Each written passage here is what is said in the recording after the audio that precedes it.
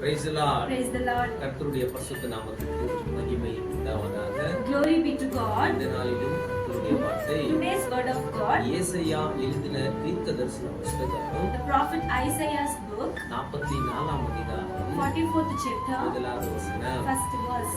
இப்பொழுது என் தாசனாகிய யாக்கோபை நான் தெரிந்து கொண்டேன் என்று பைபிள் சொல்லிக் கொண்டிருக்கிறது.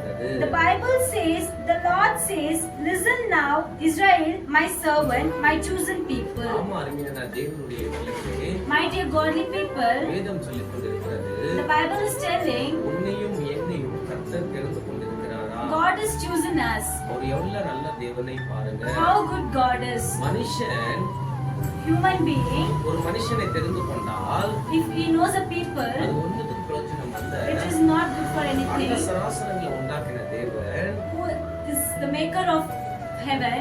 அந்த தேவன் சொல்லிக் The கொண்டிருக்கிறார், Lord is saying, உன்னை நான் தெரிந்து கொண்டிருக்கிறேன். I have chosen you. எதுக்காக கர்த்தர் நம்மளை தெரிந்து கொண்டார்? Why God has chosen us? கொஞ்சம் புரிஞ்சுக்கலாமா? We have to understand. வேதம் சொல்லிக் கொண்டிருக்கிறது, The Bible is telling, அவர் ராஜ்யத்தை கட்ட கர்த்தர் நம்மளை தெரிந்து கொண்டிருக்கிறார். God has chosen us to build up His heaven. அவருடைய சுவிசேஷ அறிவிக்க கர்த்தர் நம்மளை தெரிந்து To கொண்டிருக்கிறார். preach His word, God has chosen us. அவர் ராஜ்யத்தை அதிகமாக ஆத்துமாக்களை சேர்க்க கர்த்தர் நம்மளை தெரிந்து கொண்டிருக்கிறார்.